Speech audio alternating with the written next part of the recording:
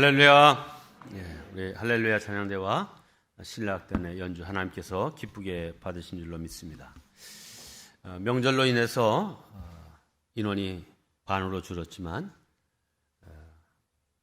찬양으로 영광 돌리는 우리 모든 찬양대원들, 또 반주자, 지휘자 모든 분들에게 감사의 말씀을 드립니다. 지난 성탄절이 주일과 겹치더니 오늘은 설 명절과 주일이 겹쳤습니다. 둘 다 우리에게 행복과 감사와 은혜가 주어지는 날입니다. 명절임에도 예배를 소중히 여겨 이 자리에 나오신 성도님들, 또한 가족을 방문하여 함께 예배의 자리에 나오신 분들, 그리고 고향에 가서도 본교회의 예배에 함께하는 마음으로 영상으로 예배드리시는 모든 분들에게 하나님의 놀라운 은혜가 함께 하시기를 주님의 이름으로 축복합니다. 우리 옆에 있는 분들하고 함께 좀 인사하겠습니다. 새해 하나님의 은혜 많이 누리세요. 네.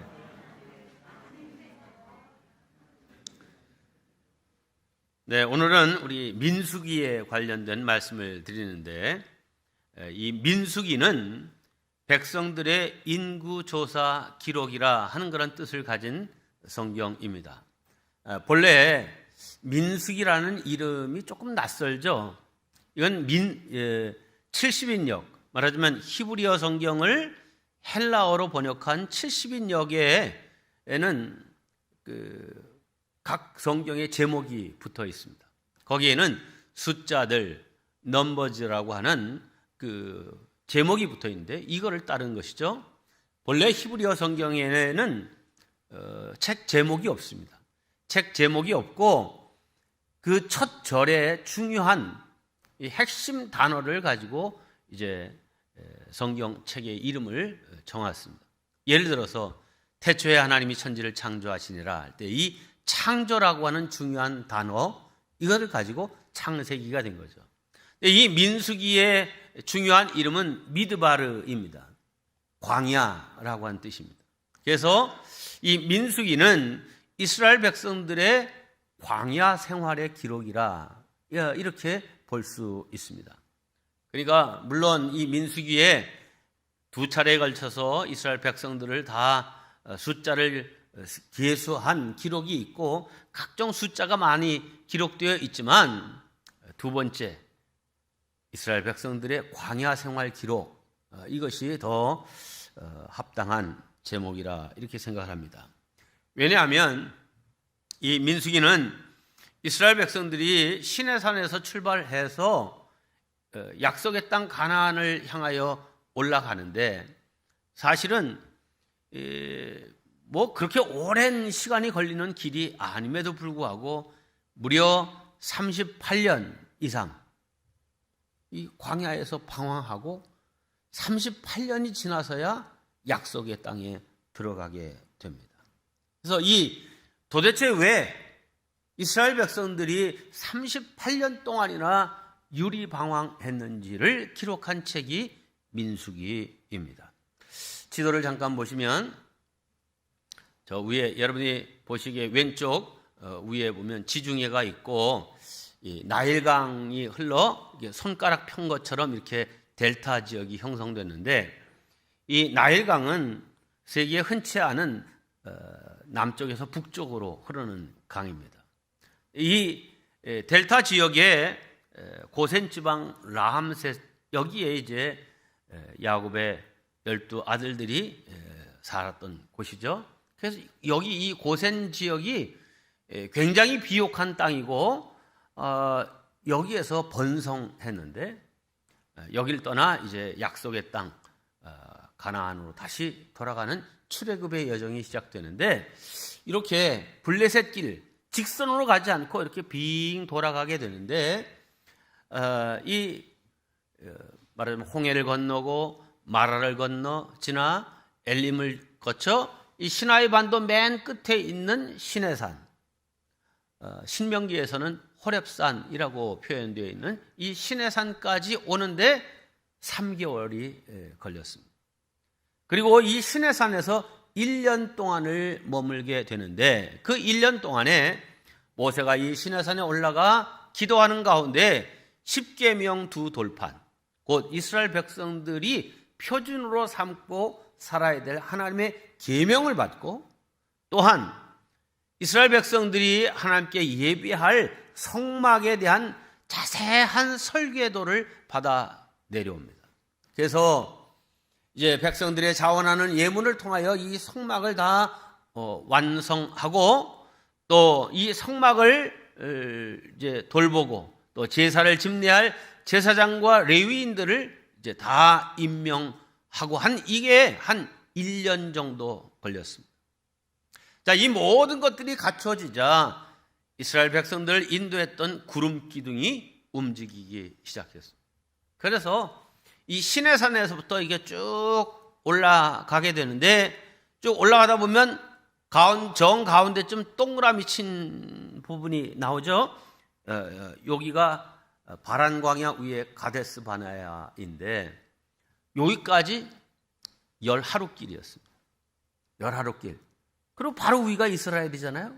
금방 들어갈 수 있는 길인데, 이제 민수기의 역사는 여기서부터 이제 출발돼서 38년을 이 동그라미는 하나만 그렸지만 뺑뺑이를 돌았다는 표시입니다. 네. 자, 그래서 이 민수기를 기록한 이유가 있습니다. 그것은 이 광야 생활을 끝내고 이 약속의 땅으로 들어갈 새로운 세대들, 즉 출애굽 1세대들은 불순종과 원망으로 말미암아 심판받아 다 광야에서 죽었죠. 근데 이 하나님의 심판으로 죽은 이 사건을 단순한 과거로 그냥 잊혀지는 것을 막기 위해서 이 민수기를 기록한 겁니다. 그리고 두 번째는 가나안 땅에 정착했을 때 1세대 조상들처럼 하나님을 잊어버리고 불순종에 빠져서 가나안 땅의 풍습과 우상 숭배에 빠지는 것을 막기 위함이었습니다. 자, 이 두 번째 세대, 즉 첫 번째 인구 조사에서 20살 이하였던 자들, 그리고 광야에서 태어난 사람들, 이들에게 필요한 것은 무엇이었을까? 오늘 본문이 그 답을 주고 있습니다. 자, 이 광야를 건넌 이스라엘의 신앙 여정에 꼭 필요했던 것 세 가지, 오늘 말씀을 드리고자 합니다. 첫째는 하나님의 인도하심이 필요했습니다. 네, 광야길을 건넌 이스라엘에게 첫 번째 필요했던 것은 언약궤와 구름기둥, 불기둥입니다. 오늘 본문 33절에 이렇게 되어 있습니다. 그들이 여호와의 산에서 떠나 3일 길을 갈 때에 여호와의 언약궤가 그 3일 길에 앞서가며 그들의 쉴 곳을 찾았고, 시내산에서 이제 말하자면 구름이 떠오르고 이제 맨 앞에 여호와의 법궤를 앞세우고 가는데 3일 동안 쉬지 않고 계속 걸어가는데 그 앞길을 하나님의 언약궤가 인도했다 하는 말씀입니다. 자, 모세가 이 성막의 설계도를 받아 내려왔을 뿐만 아니라 이스라엘 12지파가 어떻게 이 성막을 중심으로 진을 치고 진영을 이루고 살아야 할지도 다 하나님의 지시함이 있었습니다. 자, 이 가운데 성막을 중심으로 해서 레위 지파의 네 가문이 있습니다. 그 네 가문이 이렇게 동서남북으로 진을 치고 있고요. 그리고 동서남북으로 지파 가운데 대표 지파를 중심으로 각각 세 지파씩 동서남북에 12지파가 이제 배치되어 있습니다. 이렇게 진영을 이루고 어느 곳에 머물러 쉬던 사람들이 행진을 시작하게 될 때는 이 진영이 이렇게 달라집니다. 다음, 맨 앞에 언약궤가 서고 그 다음에 유다 지파를 중심으로 한 일대 그 세 지파가 쭉 서고, 그 다음에 성막의 부품들, 그 다음에 르우벤 지파 중심의 2대, 그 다음엔 성막의 기구들, 그리고 그 다음엔 에브라임 중심의 3대, 마지막에는 단 중심의 4대가 행진을 하게 됩니다. 중요한 것은 맨 앞에 언약궤가 있었다는 사실입니다. 자, 이 언약궤가 모든 이 진행 방향의 맨 앞에 있다라고 하는 이것은 어떤 의미입니까? 우리가 아는 대로 이 언약궤는 하나님의 임재의 상징입니다. 즉, 이 언약궤가 맨 앞서 간다는 것은 내가 너희들과 함께 할 뿐만 아니라 너희들 앞서 내가 너희를 이끌어 간다라고 하는 그런 뜻이 있는 것입니다. 자, 그러므로 언약궤를 따르라 하는 이 명령은 하나님보다 앞서지 말고 인간의 판단이나 상식이나 자기 지혜를 앞세워 살려고 하지 말라 하는 그런 뜻입니다. 그렇습니다. 우리도 인생 광야를 걸어갈 때에 하나님을 절대적으로 신뢰하는 믿음으로 하나님의 뜻을 따라가야지 내가 우선이 되어서는 안 됩니다. 언약궤를 따른다는 말은 다른 말로는 하나님의 말씀을 따라 산다는 말입니다. 그렇습니다. 저와 여러분 모두 말씀 중심의 삶을 살아가시기를 바랍니다. 그것이 지혜로운 길이요 실패하지 않는 길임을 믿으시기 바랍니다. 여러분 생각해 보십시오. 지금 이스라엘은 이 광야길을 처음 걷는 길입니다.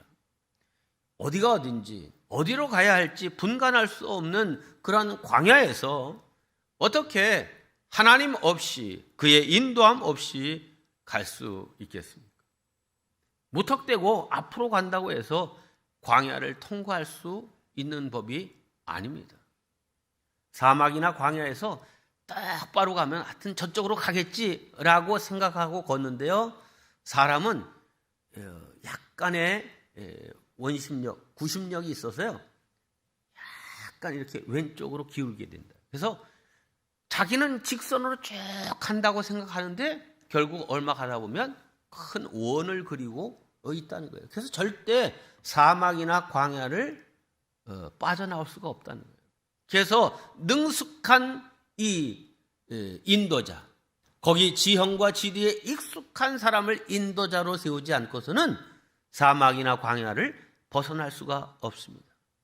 여러분, 이제 우리가 하나님의 인도함을 받는 것, 우리 인생길도 얼마나 참 어려운 일들이 많습니까?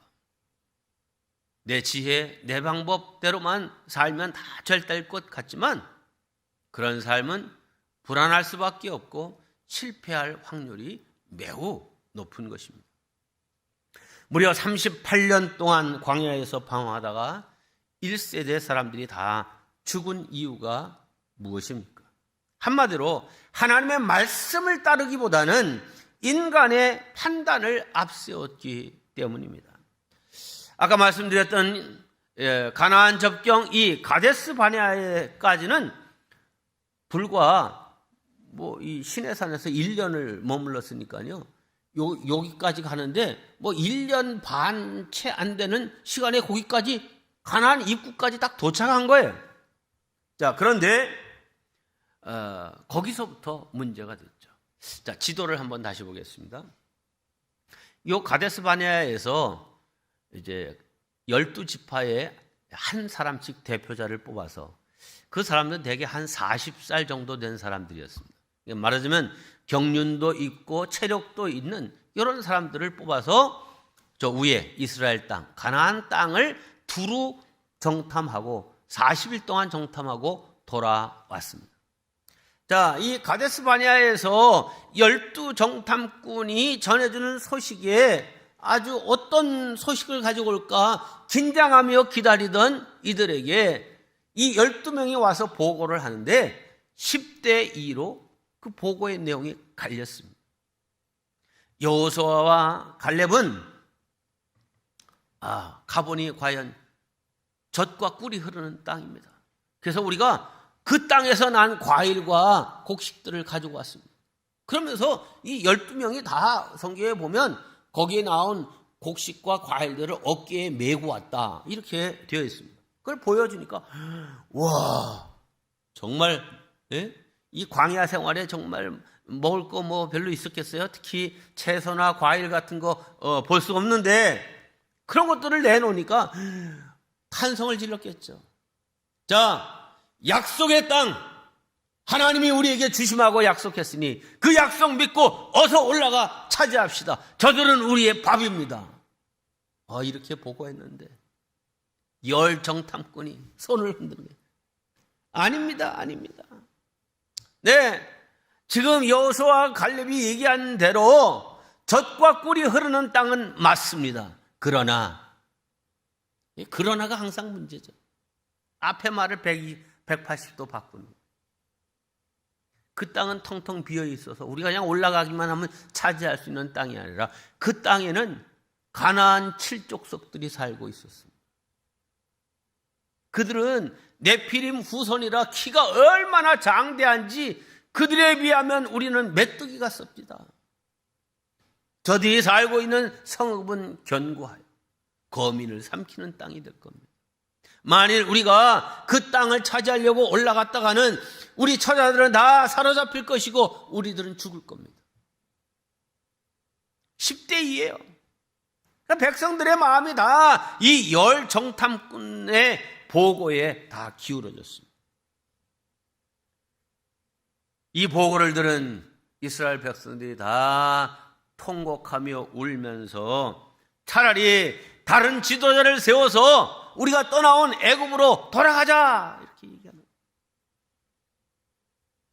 아니죠. 하나님께서 그야말로 여기까지 오도록 얼마나 많은 기적과 이사를 행하셨습니다. 홍해를 가르시고 만나와 메추라기로 먹이시고 또 구름기둥 불기둥으로 인도하시고 목마르다고 하면 반석을 쳐서 생수를 주셨다. 날마다의 삶이 기적이었어요. 그런데 그럼에도 불구하고 원망과 불평으로 차라리 애굽이 낫다 얘기하는 거예요. 여기에 하나님이 진노하십니다. 하나님이 이렇게 아주 단호하게 맹세한다 하시면서 말씀하십니다. 민수기 14장 28절로 30절입니다.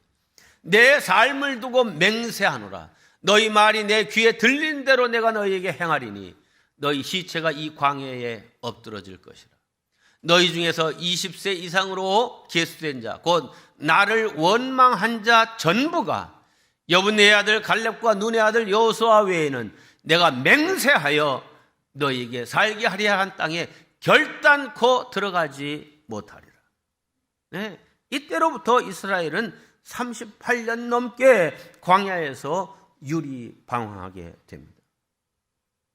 말하자면 하나님이 이 사람들 다 죽기까지 그냥 뺑뺑이를 돌리신 거예요. 인간의 판단을 앞세워 원망과 불평을 쏟아놓던 사람들 결국 다 광야에서 죽었습니다. 오직 하나님의 약속과 말씀을 앞세운 여호수아와 갈렙만이 그 약속의 땅 가나안에 들어가게 된 줄로 믿습니다.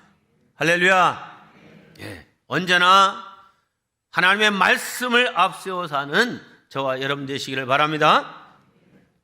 두 번째, 이 언약궤와 똑같은 메시지를 주는 것이 바로 구름기둥과 불기둥입니다.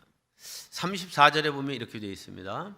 그들이 진영을 떠날 때에 낮에는 여호와의 구름이 그 위에 덮였었더라. 출애굽기의 말씀을 보면 더 정확하게 되어 있어요. 여호와께서 그들 앞에서 가시며 낮에는 구름기둥으로 그들의 길을 인도하시고 밤에는 불기둥을 그들에게 비추사 낮이나 밤이나 진행하게 하시니 낮에는 구름기둥 밤에는 불기둥이 백성 앞에서 떠나지 아니하니라. 여러분, 이 처음 걷는 광야길, 이 광야길의 어려움이 뭡니까?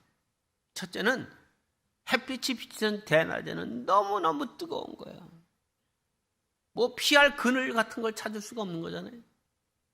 그런가 하면 해가 지면 바로 이 습도가 없는 광야라 금방 이제 공기가 식고 찬바람이 불기 시작한대요. 얼마나 추운지 몰라요. 영하로 내려가진 않지만 영상이라고 해도 얼어 죽습니다. 자, 그러니까 하나님께서 이런 낮의 더위와 밤의 추위, 이거를 피할 수 있도록 동원한 것이 구름기둥, 불기둥입니다. 또 광야는 길이 없습니다. 수시로 흙먼지바람, 모래바람이 불어오기 때문에 뭐 길이 있다가도 금세 이제 다 덮여버리고 맙니다. 지금도 이 시나이 반도 이집트에서 이렇게 이스라엘까지 가는 길이에 아스팔트 포장이 되어 있는데요. 계속해서 이 청소차가 이렇게 막 큰 소리 빙빙빙빙 돌아가는 그런 차 있잖아요. 그런 차들이 아스팔트를 계속 이렇게 치워가는 그런 모습을 볼 수 있습니다. 길이 없는 것이 광야입니다. 그러니까 앞서 구름기둥, 불기둥이 인도하는 것입니다.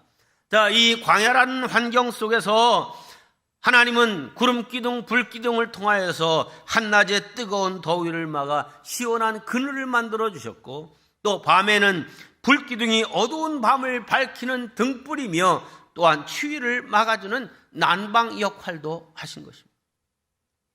또한 구름기둥은 길이 없는 광야에서 마치 이스라엘을 인도하는 가이드와 같은 역할을 한 것입니다.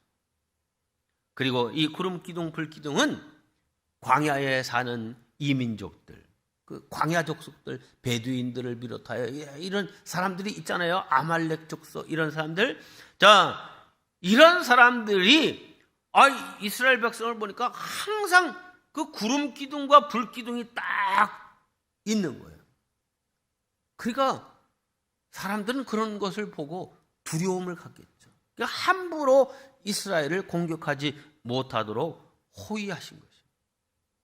그런데 성도 여러분, 하나님께서 옛 이스라엘 백성들을 위해서만 이런 구름기둥, 불기둥을 주신 것이 아닙니다. 오늘 광야 같은 인생길을 살아가는 우리 성도들을 위해서도 구름기둥, 불기둥을 보내주시는 줄로 믿습니다. 하나님은 아주 다양한 방법, 다양한 형태의 구름기둥, 불기둥으로 우리를 이끌고 보호해 주십니다. 때로는 유력한 사람을 통해, 때로는 초자연적인 역사를 통해, 때로는 직접적인 성령의 임재를 통하여 우리와 함께 하십니다. 이것을 다른 사람들도 보고 알도록, 느끼도록 해주십니다. 저 사람 하나님이 함께 해주시는 사람이에요. 함부로 했다가는 오히려 내게 화가 임하겠구나 라고 하는 것을 하나님의 사람들이 그렇게 느끼도록 이렇게 역사해 주신다, 이 말입니다. 그러므로 걱정하지 말고 당당하게 인생의 발걸음을 내딛는 저와 여러분 되시기를 주의 이름으로 축원합니다.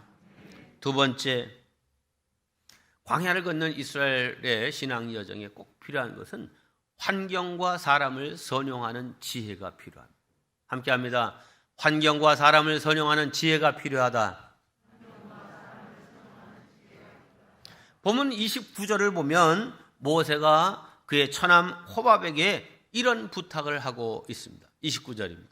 모세가 모세의 장인 미디안 사람 르우엘 이드로의 아들 호밥에게 이르되 여호와께서 주겠다고 하신 곳, 곧 가나안 땅으로 우리가 행진하나니 우리와 동행하자. 그리하면 선대하리라. 여호와께서 이스라엘에게 복을 내리리라 하셨느니라. 자, 여기 호밥이라고 하는 사람은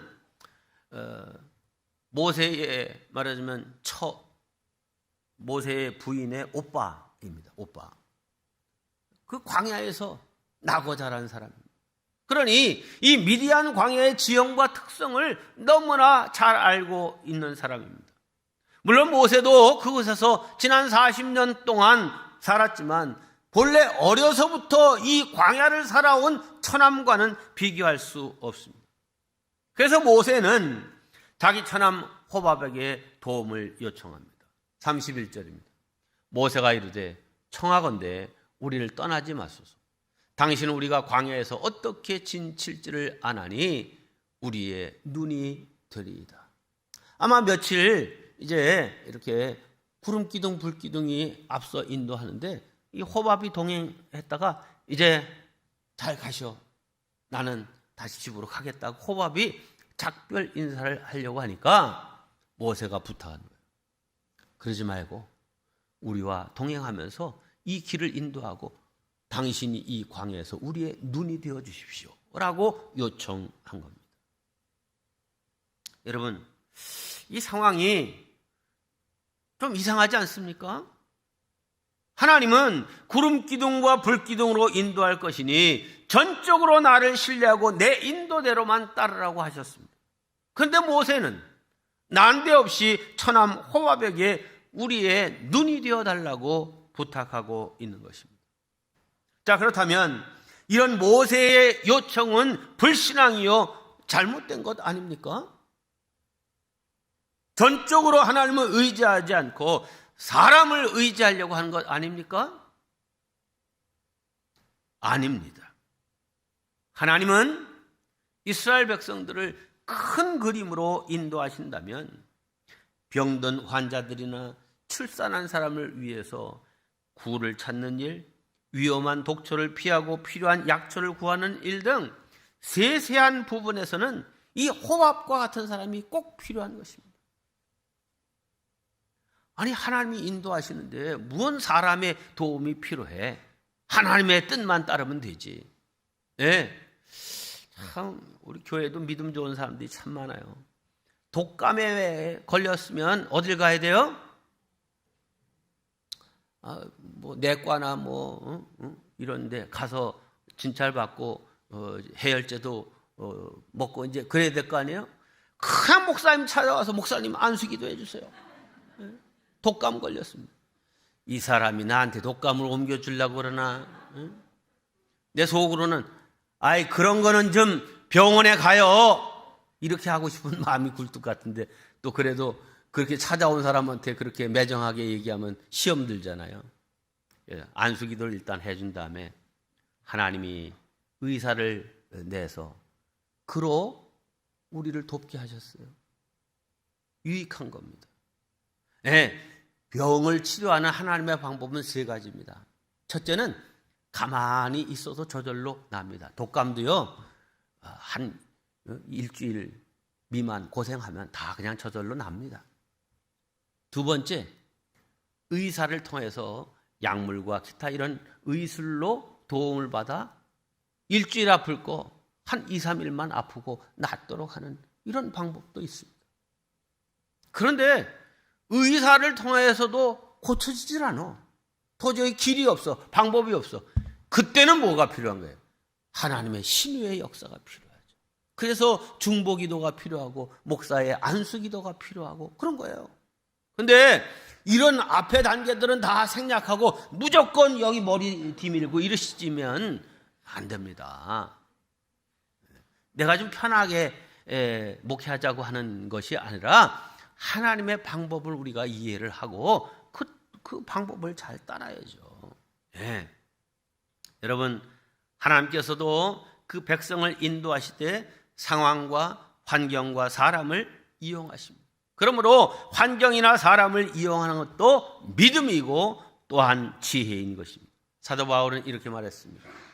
하나님께서 지으신 모든 것이 선함에 감사함으로 받으면 버릴 것이 없습니다.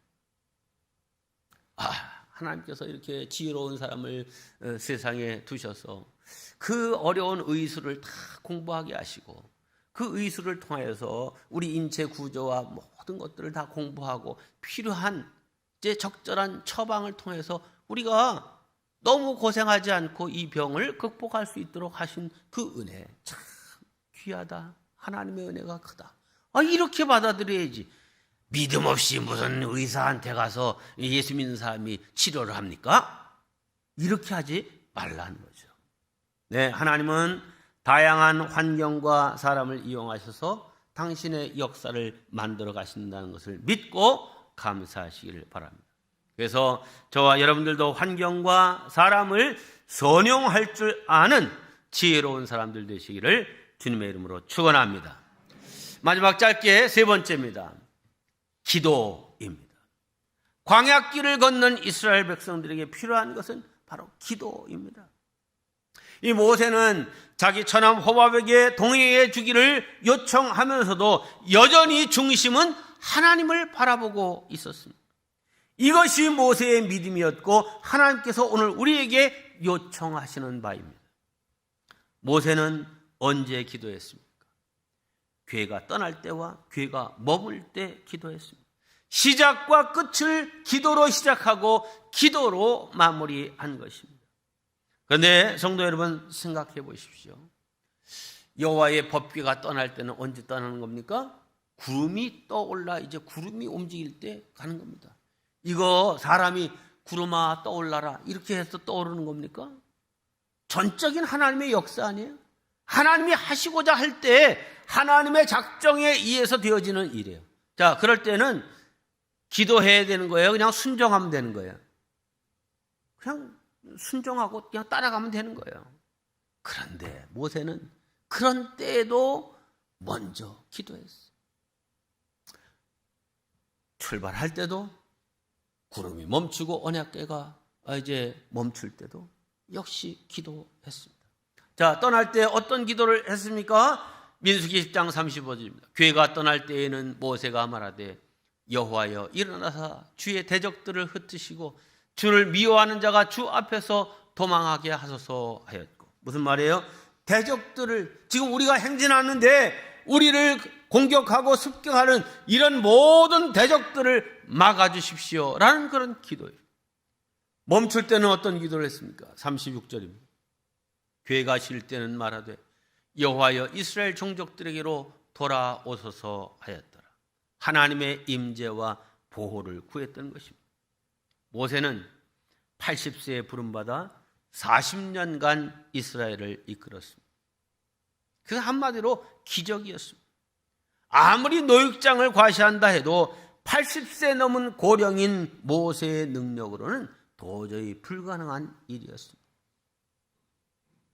여러분, 그럼 모세 시대에는 수명이 엄청 우리 때보다 길었던 때냐? 성경에 보면 900살 넘게 사는 그런 시대가 있었잖아요.